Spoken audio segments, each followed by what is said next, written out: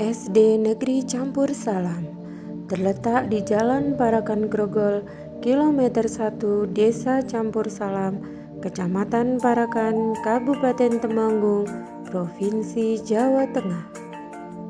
Sekolah ini terletak di perbatasan dua kecamatan, yaitu Kecamatan Parakan dan Kecamatan Kedu. SD Negeri Campur Salam mempunyai moto ceria, cerdas, terampil, dan berakhlak mulia. Untuk mewujudkan moto tersebut, SD Negeri Campur Salam mengusung visi terwujudnya generasi bertakwa, cerdas, dan berprestasi, serta peduli lingkungan. Adapun misi SD Negeri Campur Salam yaitu 1. Membekali keimanan dan ketakwaan serta budi pekerti yang luhur. 2. Mengembangkan kecerdasan, keterampilan dan bakat secara wajar.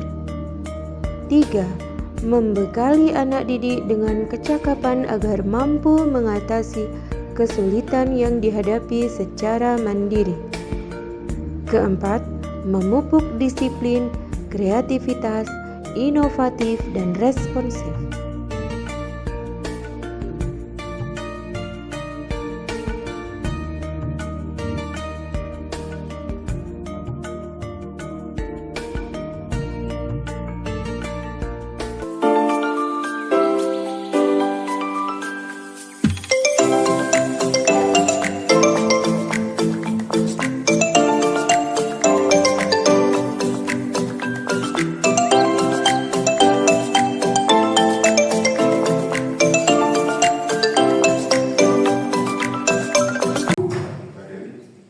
Assalamualaikum warahmatullahi wabarakatuh. Waalaikumsalam warahmatullahi wabarakatuh. Alhamdulillah, terima kasih sekali kepada Bapak Ibu guru semua yang bisa meluangkan waktu. Ikhlas ya Bapak Ibu? Ikhlas. Meluangkan waktu untuk mengikuti kegiatan pemenuhan tugas kaji nyata saya, yaitu pengimbasan modul 1.4 budaya positif, di mana kegiatan pada siang hari ini yang akan disampaikan adalah mengenai menyebarkan ini ya, pemahaman dan penerapan budaya positif yang nantinya ini ilmunya insya Allah akan sangat bermanfaat sekali bagi kita semua selaku guru untuk diterapkan di sekolah kita masing-masing.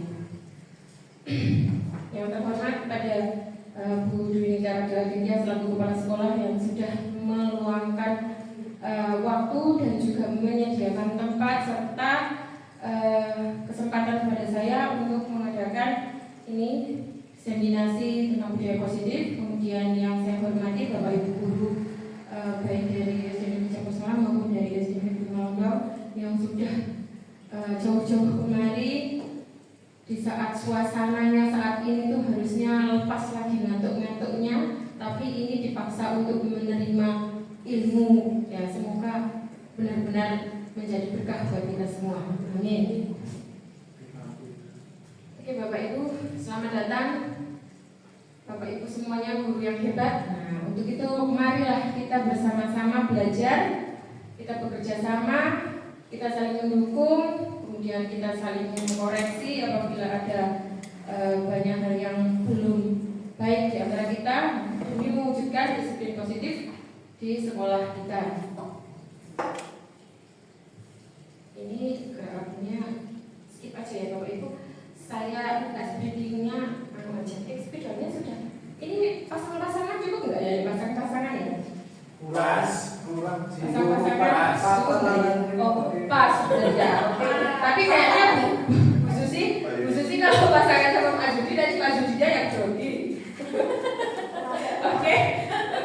Bu Susi berarti sama saya saja. Oke, Bapak Ibu. Tadi saya sudah membagi spidol. Tapi yang dipakai satu saja ya. Tolong konsentrasi dan mohon Bapak Ibu berdiri. Tolong berdiri. Oke.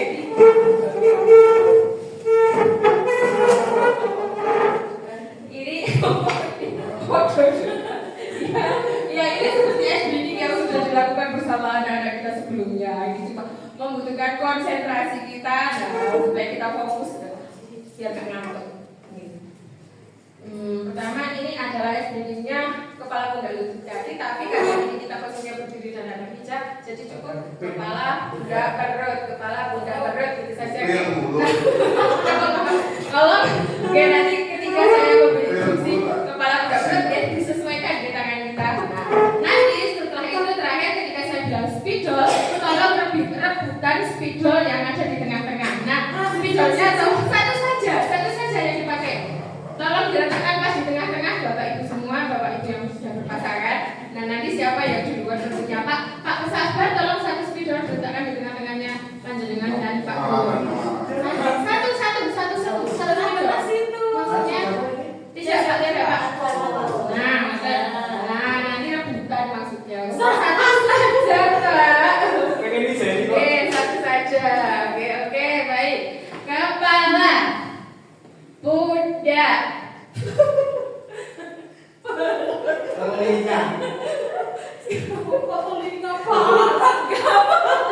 kepala, perut, pundak, perut, kepala, perut, spidol.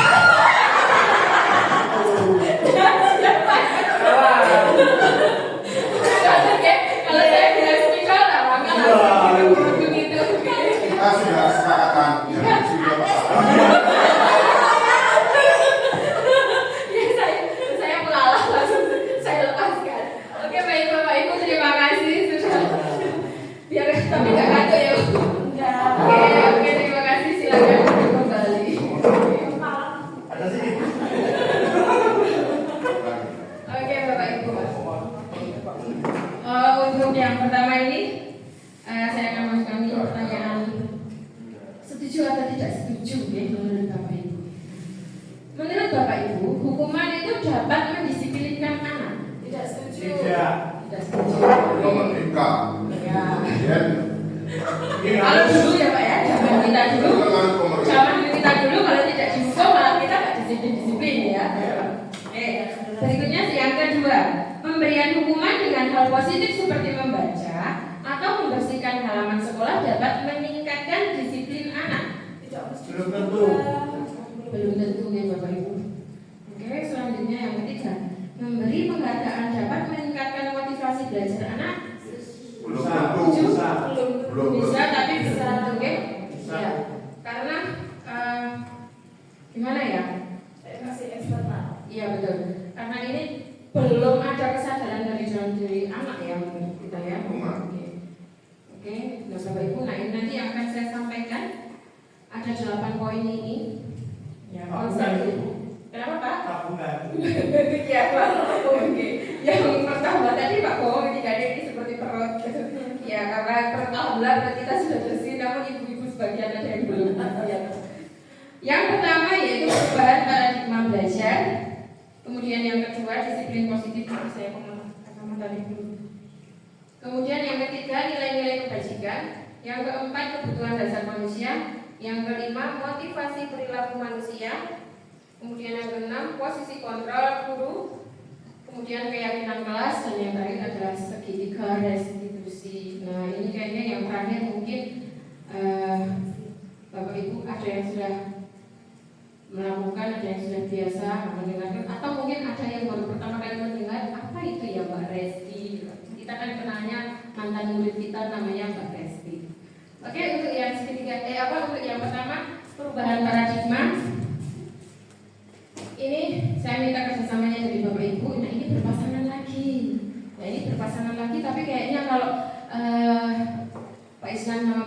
agak gimana gitu, nanti tidak bersentuhan yang bukan akrab, maka Bu Ulfa sama Bu Pak Isna nanti dengan Pak Sudi. Oke, monggo berpasangan deh. Nah ini sobek lah secari kertas kecil, nanti tidak usah sudah saya sediakan tadi. Nah, tuliskan benda atau sesuatu yang sangat berharga untuk Anda. Monggo apa saja terserah. Nah, kemudian letakkan tulisan itu di tangan, dilipat atau di tangan, di satu tangan Anda dan genggam dengan segala daya. Kemudian teman Anda akan mencoba dengan sekuat tenaga untuk membukanya. Nah, kemudian dengan begitu ya, teman Anda bisa membujuk, mengancam, menghardik, merayu, menyuap berarti Bendanya yang bisa dipegang atau abstrak atau bisa digauli. terserah Pak. Jadi itu anggaplah sebagai yang dituliskan oleh Bapak Ibu itu rahasia gitu ya. Jadi mau itu rahasia yang panjangan. Kemudian apa saja yang akan terdapat membuka kepala tangan Anda. Itu saya, ayo pokok sekilasnya saja. Nggak sabar Bu.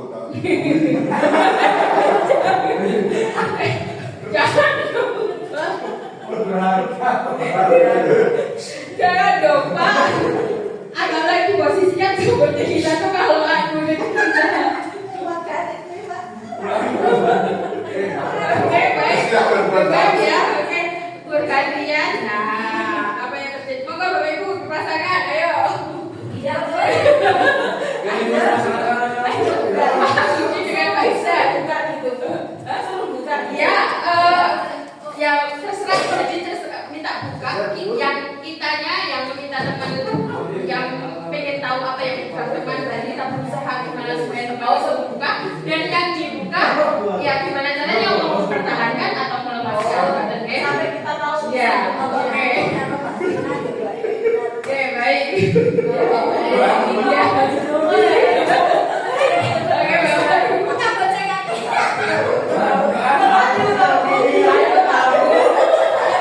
Oke, tadi seperti yang tadi saya katakan, boleh dengan membujuk, mengancam, menghardik, merayu,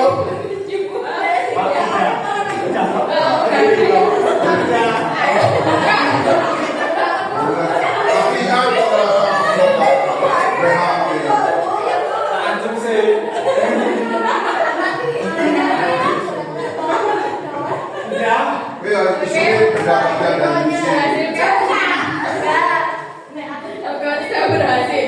Pak Bowo dan Pak Sabar berhasil. Begitu terbuka. Oke.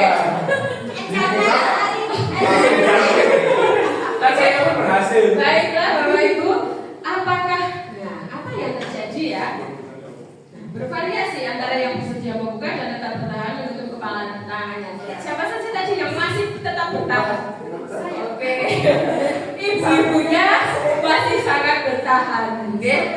Sementara untuk yang bapak-bapaknya sudah terbuka tentunya. Kita sendiri yang memegang kontrol atas kepala tangan kita. Nah, apakah kita membuka atau menutup kepala tangan kita itu tergantung pada diri kita masing-masing. Jadi sebenarnya intinya maksudnya untuk mengontrol itu ya semuanya kita tuh tergantung kita masing-masing. Apakah kita itu ya mau membuka itu tidak terpaksa atau bagaimana katanya pengaruh juga itu tadi kan berupa bujukan, rajikan, rayuan itu tadi sebenarnya bisa berpengaruh atau tidaknya. Kemudian miskonsepsi tentang teori kontrol. Nah, selama ini yang kita mungkin kita salah pemahamannya yaitu ini ilusi guru mengontrol murid.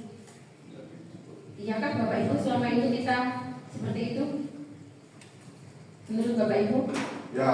Iya, oke. Kemudian ilusi bahwa kritik dan membuat rasa bersalah itu mampu menguatkan karakter. Iya kan Bapak? Bisa juga. Bisa juga.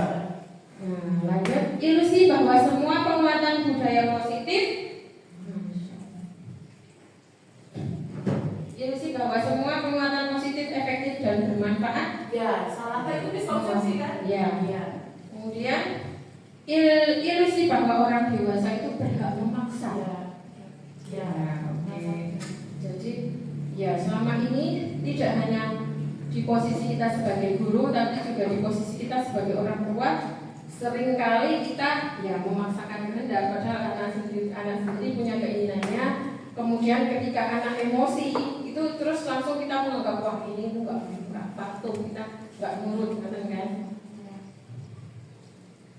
Oke Bapak Ibu, nah ini untuk perubahan paradigma stimulus respon teori kontrol atau teori pilihan. Nah, siapa sesungguhnya yang memiliki kontrol?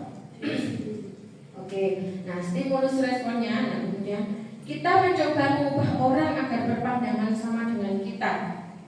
Nah itu kita tuh kan biasanya gitu ya.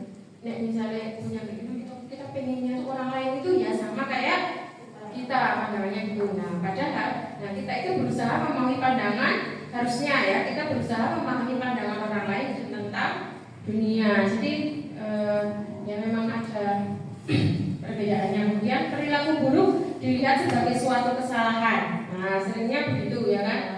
Apalagi kalau di dunia peremak-emak, nah biasanya itu terutama ibu kalau melihat hal yang salah, wah itu hal yang buruk, udah pasti kita anggap salah. Padahal semua perilaku pasti memiliki tujuan. Kemudian orang lain bisa mengontrol saya. Nah, betul kan Bapak Ibu? Ya. Bisa? Oke. Nah, sedangkan teori kontrol itu atau pilihan ada pilihannya. Nah, hanya Anda yang bisa mengontrol diri Anda. Maksudnya ya hanya kita yang bisa mengontrol diri kita. Kemudian saya bisa mengontrol orang lain? Ya bisa sebenarnya ya kan kalau kita ya, oke. Anda tidak bisa mengontrol orang lain. Ya sebenarnya kalau mengontrol orang lain kita bahkan bisa saja menganggap seperti itu, tapi kenyataannya itu terkadang apa yang kita mengontrol orang lain itu kadang tidak sesuai, tidak mau melakukan apa yang kita minta. Itu bisa juga Pak.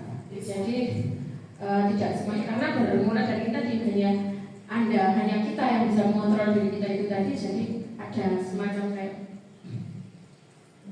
pemberontakan terus pemaksaan ada pada saat rujukan gagal. Sedangkan ini kolaborasi dan konsensus menciptakan pilihan-pilihan baru. Kemudian model berpikir menang kalah. Nah ini harusnya kalau untuk teori kontrol harusnya model berpikir menang-menang, jadi tidak ada yang kalah, semuanya menang.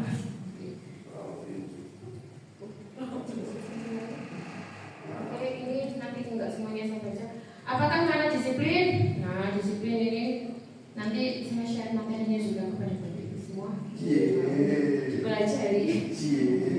Berasal dari bahasa Latin yaitu disiplina, yang artinya belajar. Jadi aslinya disiplin itu ya kita belajar. Berarti yang belum disiplin seperti saya memang harus banyak belajar. Alasan dari gambar ini berkonotasi dengan disiplin diri dari murid-murid Socrates dan Plato. Nah, disiplin diri membuat orang menggali potensinya menuju sebuah tujuan. Namun dalam budaya kita makna kata disiplin telah berubah menjadi sesuatu yang dilakukan seseorang pada orang lain untuk mendapatkan kepatuhan. Nah, maksudnya di sini tuh kalau menurut saya jadi terkadang disiplin itu kita anggap sebagai kita tuh mengatur orang lain, maksudnya supaya orang lain itu harus begini. Nah ini jadi sudah berubah makna menjadi kalau diterima oleh orang-orang. Kecenderungan umum adalah menghubungkan kata disiplin dengan ketidaknyamanan, bukan dengan apa yang kita hargai atau pencapaian suatu tujuan mulia. Nah ini menurut Dian Dewantara, nah ini merdeka. Nah saat ini masih bulan Agustus, nah kita masih merayakan kemerdekaan. Nah tapi merdeka di sini, terutama jika dikaitkan dengan merdeka belajar. Nah menurut Ki Hajar Dewantara, merdeka itu artinya tidak hanya terlepas dari perintah, akan tetapi juga cakap membuat buat memerintah diri sendiri. Jadi kalau maksudnya enak belajar sekarang tuh enggak yang diatur-atur gurunya, enggak yang gini ya kan. Kita bisa berkreasi, tapi ketika kita tidak bisa memerintah diri kita sendiri untuk memulai, ya sama saja kita dianggap belum merdeka. Ini ada nilai-nilai kebajikan universal. Nah nilai-nilai kebajikan ini adalah sifat-sifat positif manusia yang merupakan tujuan mulia yang ingin dicapai oleh setiap individu. Nah, ini juga terkait dengan nilai-nilai yang ada pada profil pelajar Pancasila. Oke, Bapak Ibu yuk nyanyi yuk, kok kayaknya udah apa ya? Kayak ngantuk lah. Yuk kita nyanyi profil pelajar Pancasila. Mau berdiri apa? Berdiri tidak dalam budiman. Oke, yuk Bapak Ibu yuk nyanyi dulu kita. Yuk. Profil pelajar Pancasila 1, 2, 3. Pelajar Pancasila beriman dan bertakwa pada Tuhan Yang Esa dan berakhlak mulia, berkebinekaan global, gotong royong mandiri, kreatif dan bernalar kritis. Ini sebagai seorang guru kalau misalnya tidak hafal dengan P5 ini kayaknya P3 Bu, profil pelajar Pancasila. oh iya, P3. Kalau tidak hafal dengan profil pelajar Pancasila ini kok kayaknya sungguh gimana ya. Untuk selanjutnya, setelah kita belajar tentang nilai-nilai kebaikan itu tadi, sekarang kita lanjut ke kebutuhan dasar manusia. Nah, manusia itu memiliki kebutuhan dasar. Butuhnya dalam di sini. Nah, kebutuhan dasar manusia adalah segala sesuatu yang kita lakukan untuk mendapatkan apa yang kita inginkan. Seluruh tindakan yang kita lakukan memiliki tujuan tertentu dan semua usaha terbaik yang kita lakukan dalam rangka agar kebutuhan dasar kita terpenuhi dengan baik. Nah, kalau kita yang namanya manusia pasti semuanya memiliki kebutuhan ya Bu ya. Nah, apa sebabnya? Gimana sih caranya kita memenuhi kebutuhan dasar? Nah, apa ini tadi 5 kebutuhan dasar? Ya, ini 5 kebutuhan dasar manusia. Yang pertama adalah bertahan hidup. Ini jelas ya Bu, Bapak Ibu semuanya pasti bertahan hidup.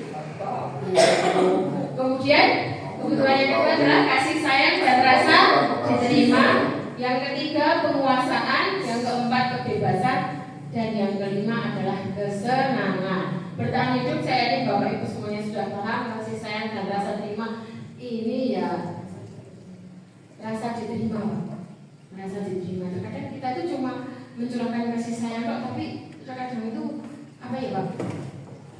Anak itu misalkan Bapak misalkan melakukan sesuatu terus seperti kalau yang kita misalkan di kelas, terus dia melakukan misalnya atau memberikan sesuatu ke kita, tapi kita sama sekali kayak nggak respon atau menurut itu, anak itu merasa pasti kan rasanya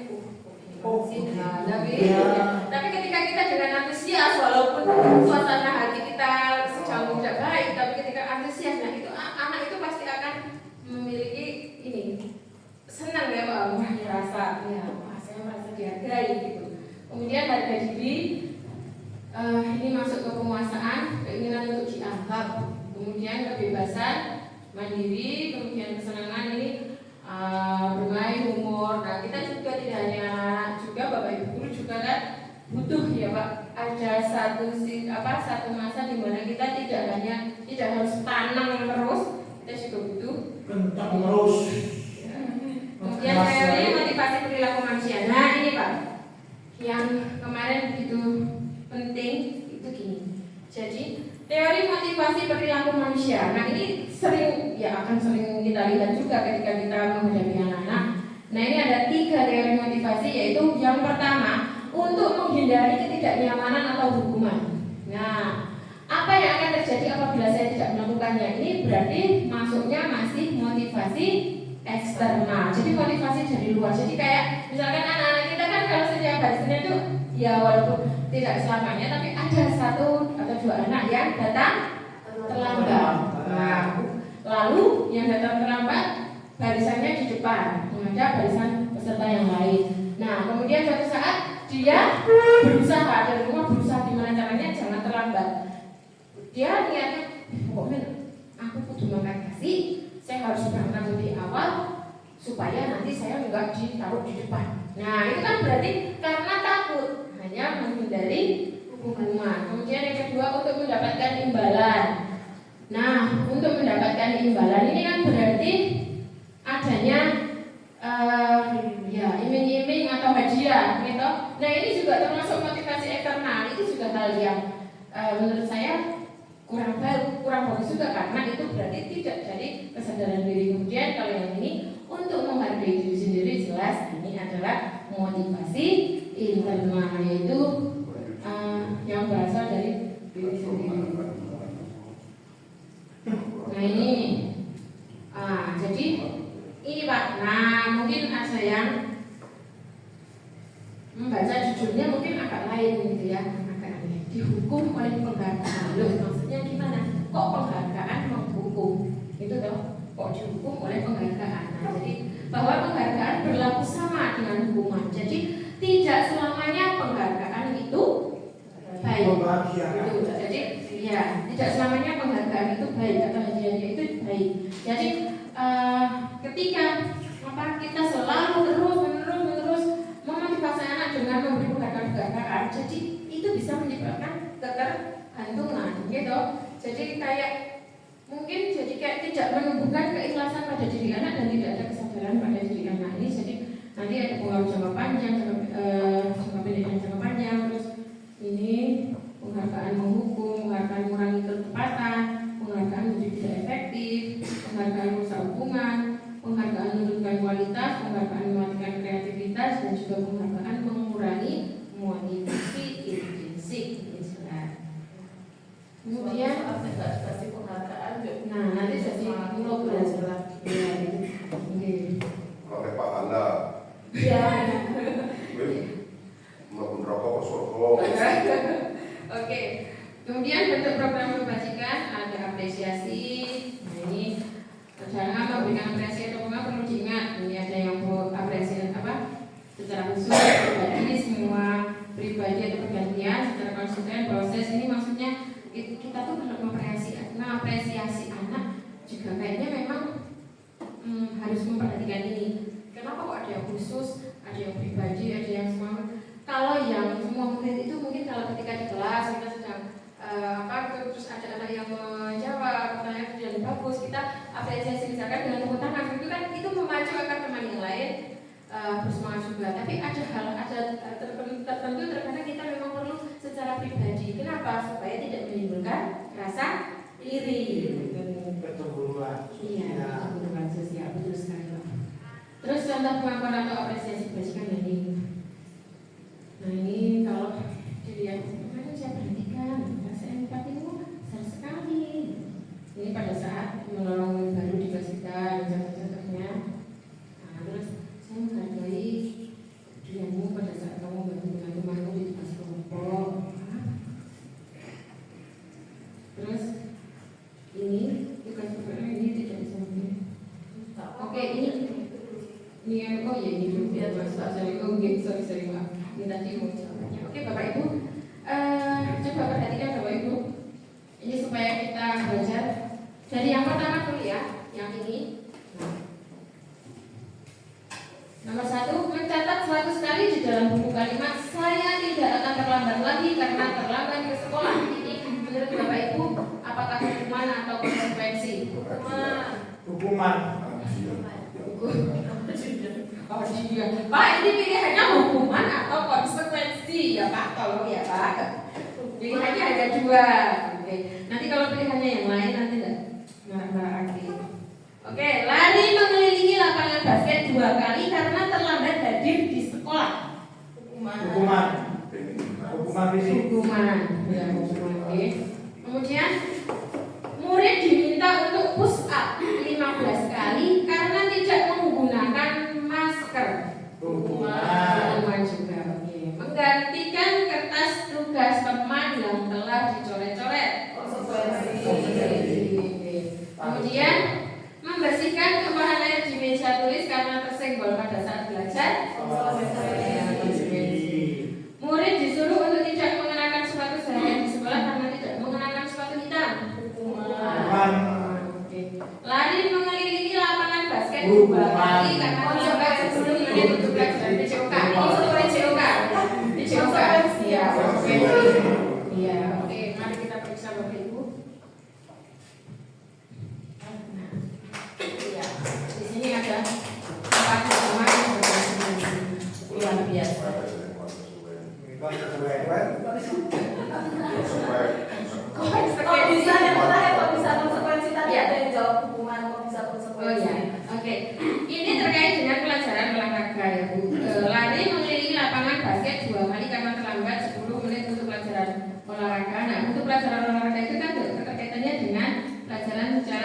fisik. Nah, ini di apa namanya bisa diasumsikan bahwa supaya apa namanya kayak pemanasan atau supaya anak itu wah ini jadi tidak dianggap sebagai hukuman karena tadi kan ketika kamu terlambat itu bapak ibu guru sudah melakukan apa-apa dengan teman-teman yang lain mungkin masuk pemanasan itu atau apa gitu supaya nanti juga melakukan pemanasan. Kemudian perbedaan hukuman dan konsekuensi. Nah ini kalau hukuman biasanya jelas dalam bapak ibu sesuatu yang menyakitkan harus terjadi. Yang namanya dihukum itu pasti menyakitkan. Kemudian membuat anak sakit. Sakitnya bisa secara fisik, bisa secara hati untuk jangka waktu yang lama. Pikiran, nah gitu aja. Mana itu langsung wah kalau itu sudah apalagi ketika menghukumnya di hadapan teman-teman yang lain, di hadapan teman-teman yang lain kan pasti wah kayaknya masa lalu lagi ya. Ada satu kasus ya misalkan langsung dihukum nggak pakai sepatu hitam, terus selama dari pagi sampai pulang disuruh tidak usah pakai sepatu, nah kan otomatis malu gitu Pak. Itu pasti akan terjadi. Padahal mungkin alasannya tidak pakai sepatu hitam mungkin karena basah atau memang tidak punya. Lowong. Anak jadi membenci kedisiplinan. Ya memang terkait dengan itu masing-masing pribadi, tapi hukuman yang terlalu sering diterima itu malah membuat ya kita kebal lewat. Jadi seperti yang pernah kita alami sebelum-sebelumnya kan memang ada anak yang ketika ya itu saja yang melakukan kesalahan gitu. Terus hukuman itu jelas paksaan. Tidak ada kesadaran dari dalam diri anak ya. Mendorong anak menyakiti diri sendiri juga bisa. Konsep diri yang buruk, anak belajar untuk menyembunyikan kesalahan. Nah ini malah yang bahayanya ini. Ketika kita sering menghukum, anak lama-lama jadi sosok yang pembohong juga. Ya toh? Kadang kalau misalkan sudah mengerjakan PR, yang tidak mengerjakan PR kemudian langsung diberi hukuman, nah anak jadi sudah padahal hasilnya belum. Nah ketika dikoreksi ternyata jawabannya masih kosong semua kan, jadi tadinya menjawab sudah padahal belum kan, jadi sosok yang pembohong.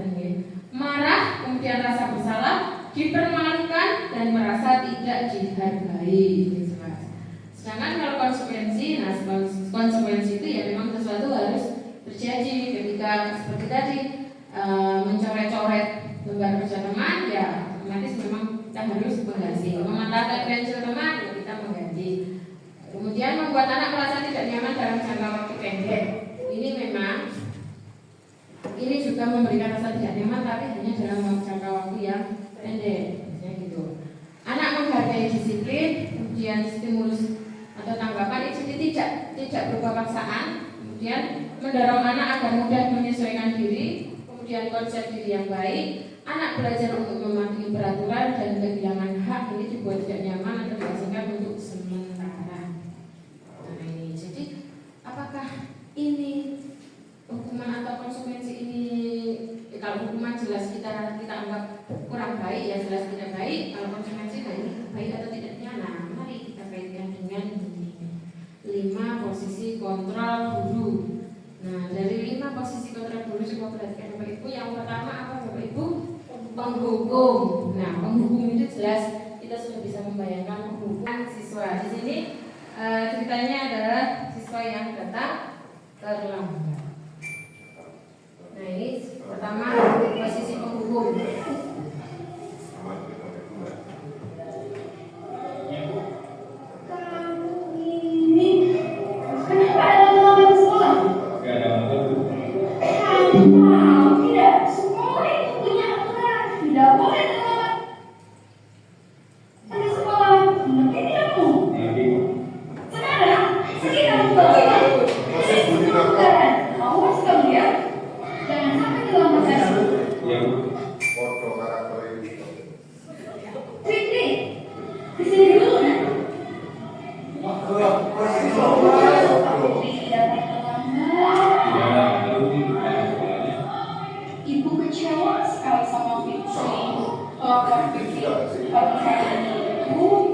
Terkesan membuat ibu tidak bisa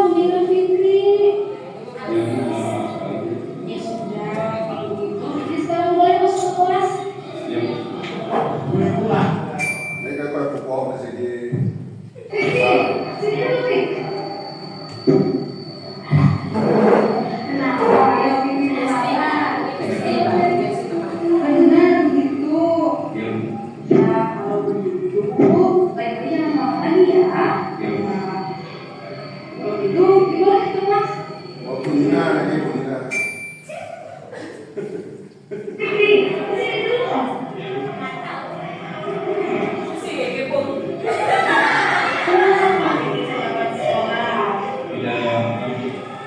Fikri tahu kan sekolah itu punya aturan. Ada yang harus Fikri lakukan.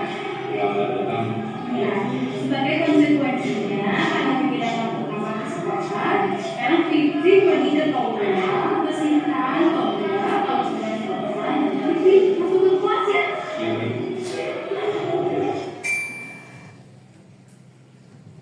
Fikri, sini dulu dong. Sini dong. Kenapa Fikri dapat pertama ke sekolah? Berarti, mari kita kembali ke keyakinan kelas yang selama ini saya.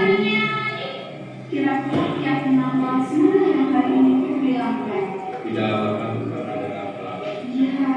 itu tahu bahwa kelas sekolah ini melanggar keyakinan kelas kita yaitu tidak benar. Karena Fikri sudah meyakininya, kira-kira Fikri mau memperbaikinya? Iya, karena Fikri mengerti untuk memperbaikinya, kira-kira Fikri pun tidak solusi untuk memperbaiki kesalahan tadi.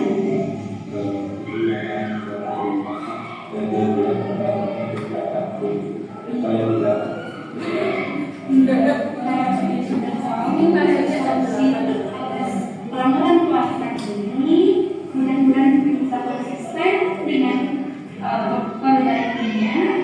Sekarang Fikri boleh masuk ke kelas. Ya.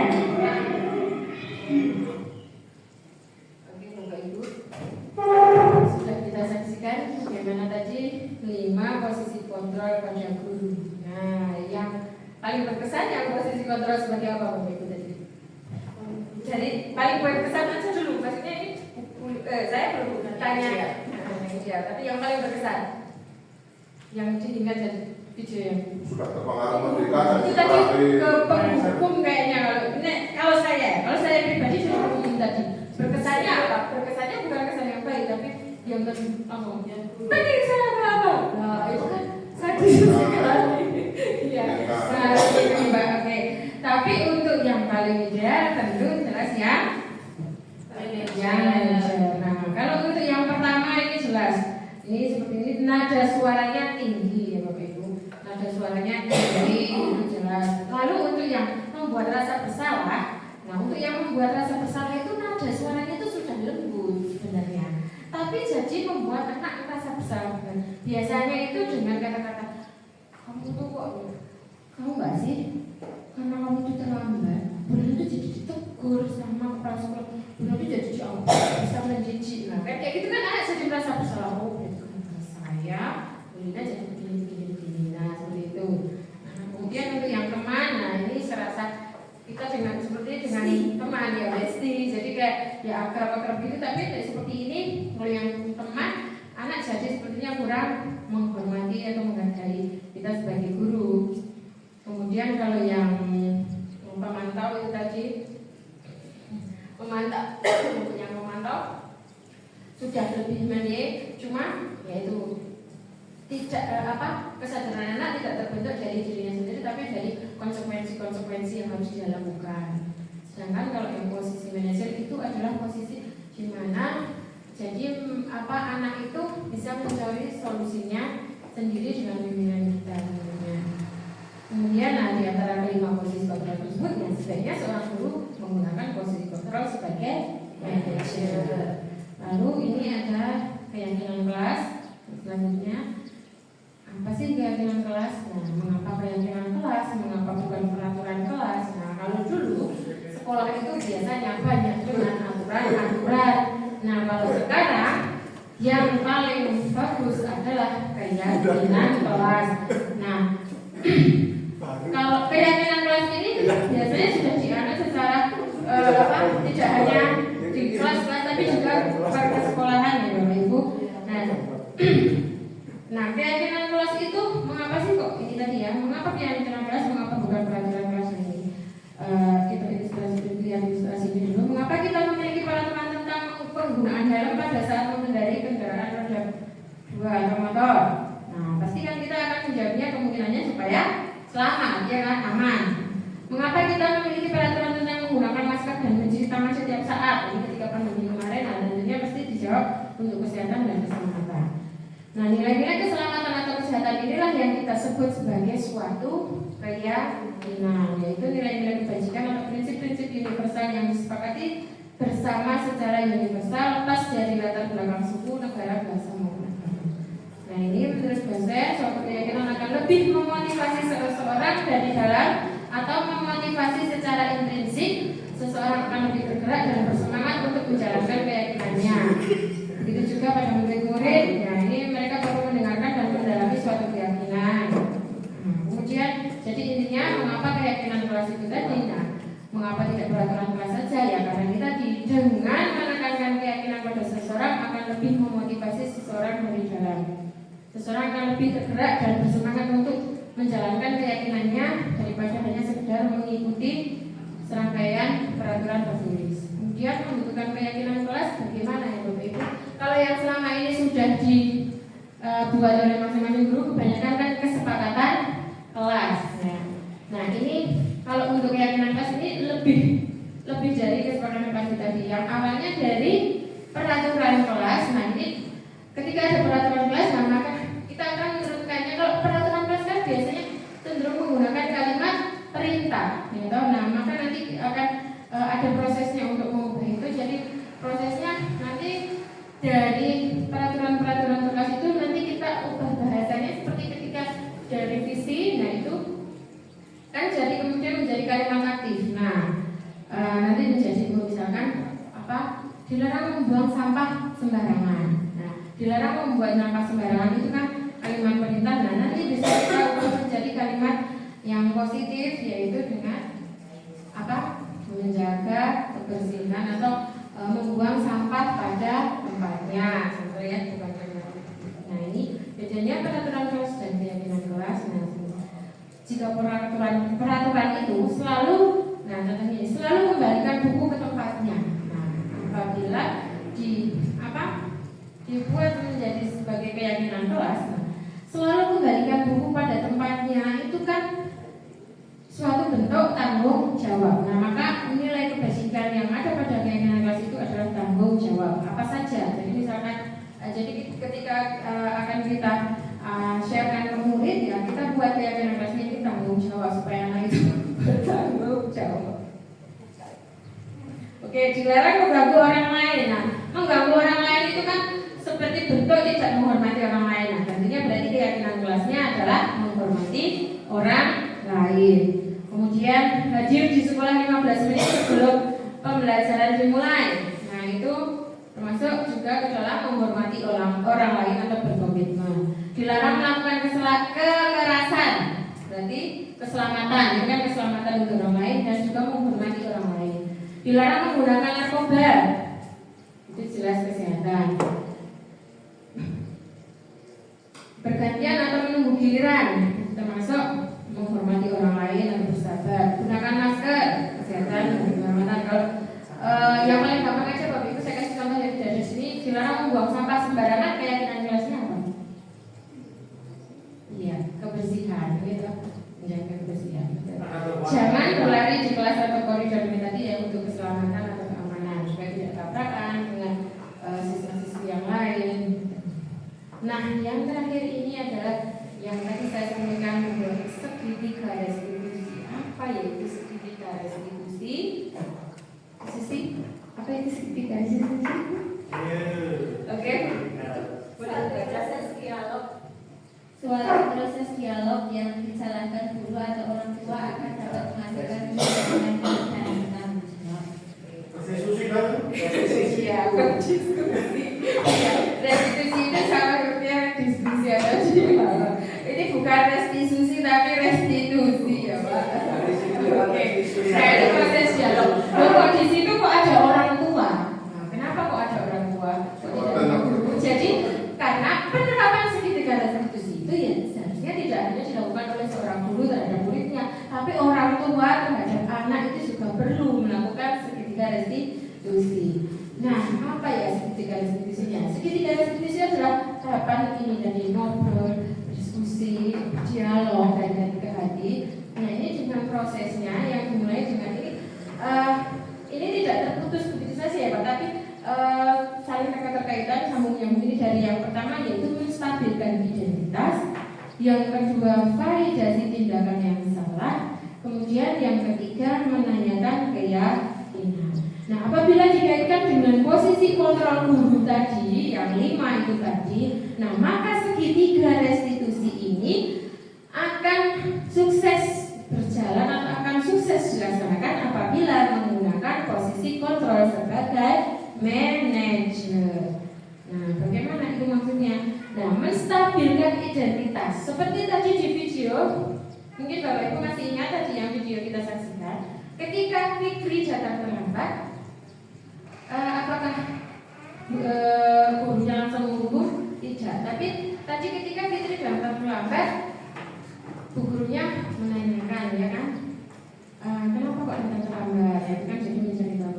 Karena saya tidak di motor bla bla bla gitu. Nah kemudian si bu gurunya menanyakan, Fikri apa keyakinan bukan itu, tapi Fikri tahu kan apa mesti kesalahan Fikri. Nah intinya menstabilkan identitas itu jadi kita itu mengetahui, kita itu membuat anak menyadari dan mengetahui apa yang sudah dia lakukan.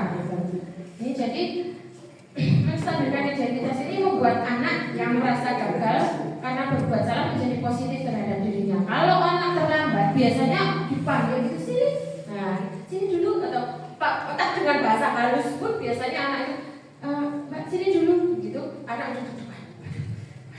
Nah, pasti gitu ya kan. Tapi ketika si gurunya berkata, kenapa kok dengan kayak gini? Ini kok saya nggak ada motor.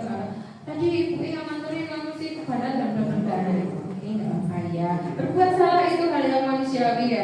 Jadi dengan kita pasti anak akan jadi tidak merasa grogi lagi, tidak merasa bersalah lagi teman-teman.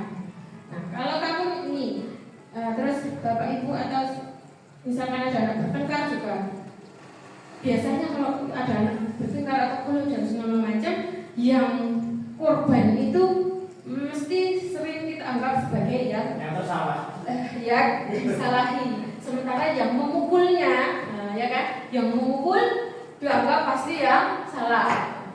Tapi kan kita perlu tahu dulu perkaranya dulu, karena tidak langsung dituntut atau ditunjuk. Kemudian validasi kebutuhan, membantu murid mengenali basis ini dalam kebutuhan dasar yang dimilikinya. Kayak tadi ketika Fikri terlambat, nah kalau terlambat, dan kamu bisa saja kan melakukan hal yang lebih dulu, tapi kamu tidak melakukannya. Nah ini kalau terkait dengan yang tadi itu, kalau tahu apa sih keyakinan yang Fikri yakini itu kan tadi, menurut saya terlambat begini, terus ya saya sudah melakukan harus konsekuensinya bagaimana gitu kan. Terus nah nanti untuk menanyakan keyakinannya ini, nah setelah menanyakan melihat kesalahannya, ini hubungan dengan norma sosial dan nilai-nilai yang mendasari manusia berinteraksi dengan orang lainnya. Ini gurunya tadi kan berkata, apa keyakinan yang Fikri ingat di kelas kita itu tidak boleh datang lambat gitu kan. Nah setelah itu nanti guru dan murid itu akan sama-sama mencari solusi. Jadi tidak langsung diberi hukuman, tidak itu, tapi dikasih kesempatan. Nah, kalau sudah tahu Fikri terlambat, udah tahu nggak ada motor, jadi tidak bisa sampai ke sekolah dengan cepat. Berarti kan harus bangunnya lebih pagi. Jadi dikasih jalan anak itu untuk menemukan solusinya sendiri. Gitu. Jadi, oh ya Bu, kalau itu saya besok, itu kan tadi saya besok akan bangun lebih pagi, terus janjian berangkat sama teman, mungkin teman yang punya motor biar persaingan. Nah, untuk yang untuk dari segitiga restitusi itu yang sudah saya coba terapkan kepada murid saya, yaitu nah ini di mana ada pasti marah. Ini karena segitiga restitusi, jadi saya tidak pakai marah. Saya tidak pakai marah-marah. Itu pasti keyakinan tuh. Musrik. keyakinan. Oke, ini kasus yang pertama ini adalah ketika anak ini sering tidak membawa buku, tidak membawa buku, tidak mengerjakan PR. Nah, walaupun sebenarnya tidak wajib ya PR. Nah, ini ketika ini saya menstabilkan identitas.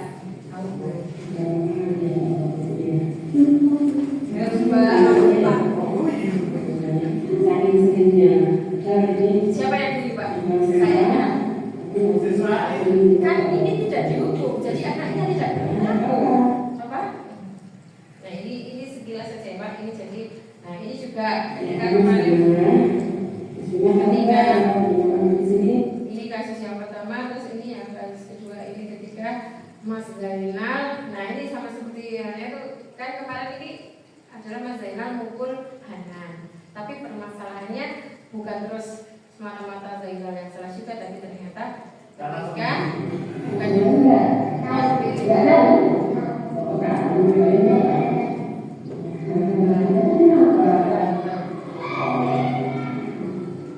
jadi ternyata koyok-koyokan. Nah, seperti itu memang pasti cenderung anaknya suka koyok-koyokan ke teman, jadi itu bawa nama orang tua. Jadi itu kita perlu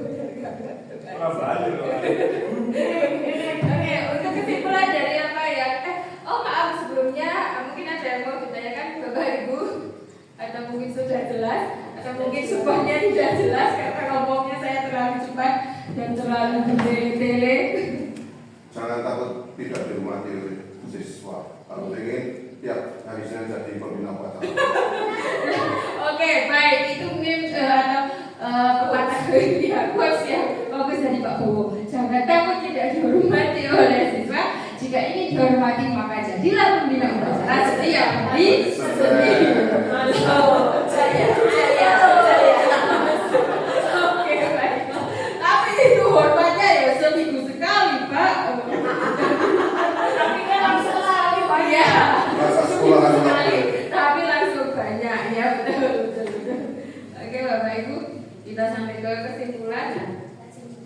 perilaku baik dan penanganan masalah yang tepat akan membawa kepada kebiasaan baik yang jika diterapkan secara konsisten akan menghasilkan budaya positif sehingga menjadi karakter anak bangsa yang sesuai, ini sesuai ya, salah dengan profil pelajar Pancasila dan filosofi Ki Hajar Dewantara akan terwujud. Nah, jadi ini dalam penerapan program positif, hendaknya guru memiliki standar kepribadian, profesional dan sosial yang baik, di mana guru mampu merefleksi dirinya dalam posisi kontrol saat ini, bagaimana perjalanan dirinya sebagai among atau manajer yang menuntun murid-muridnya menjadi insan yang mandiri, merdeka dan bertanggung jawab sesuai dengan standar nasional pendidikan. Jadi intinya yang menjadi apa? Yang menjadi tugas kita sebagai guru. Jadi intinya guru itu bukan semata-mata sebagai mutlak ya Pak ya, hal yang mutlak, tapi guru walaupun guru itu ada murid bisa saya enggak? Enggak ada murid. Oke. Kalau murid tidak ada guru. Nah, kalau murid tidak ada guru Bisa. ya. Jadi maka jadi sebenarnya tidak terus semata-mata murid yang membutuhkan guru, tapi guru yang membutuhkan murid juga, ya kan? Nah, jadi keduanya harus saling berkesinambungan. Jadi kalau semacam itulah, kalau ada guru yang merasa dirinya paling wow gitu, tapi ya Bapak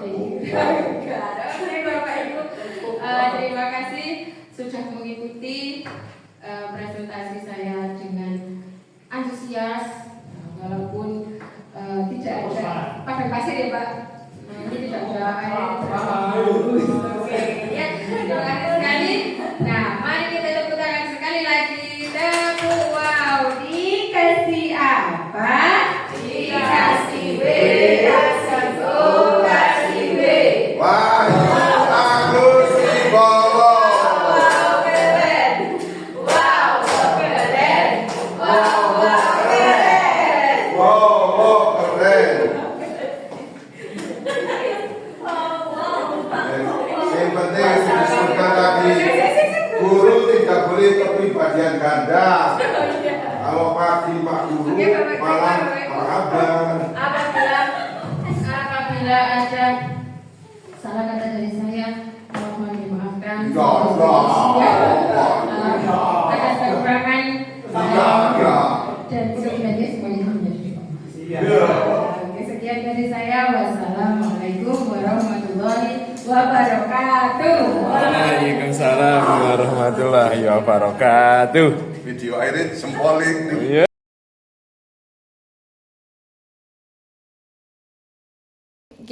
Kita mulai membuat kesepakatan kelasnya. Tadi ada yang sudah mengusulkan apa saja tadi, ayo menjaga kebersihan, terus menjaga ketertiban, terus berteman tidak boleh pilih-pilih, begitu ya. Terus apa? Datang tepat waktu. Apalagi tadi, nah silakan sekarang melalui tulisan. Kalau tadi kalian usul secara langsung, kalian tadi berpendapat secara langsung, sekarang kalian tuliskan kesepakatan kalian yang menurut kalian itu penting harus disepakati di kelas ini. Ya, silakan ditulis.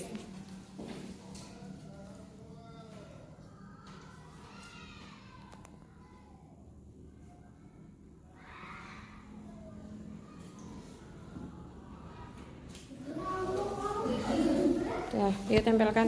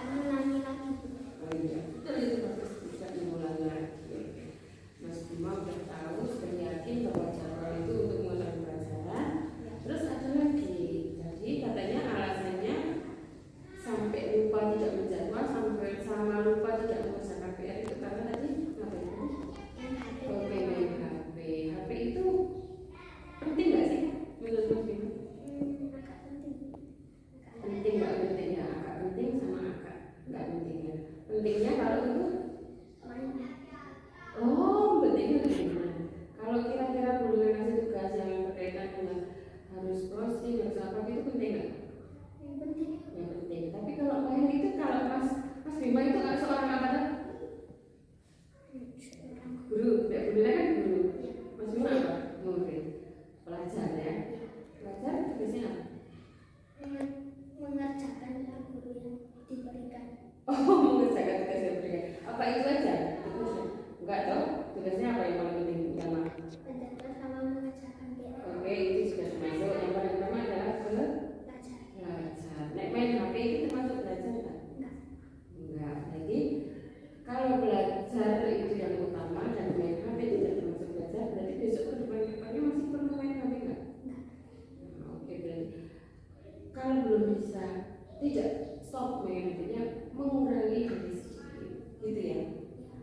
Berusaha, bisa berjanji. Bisa. Ya, maksudnya janji itu tidak untuk janji mempengaruhi depan, tapi kepada diri sendiri.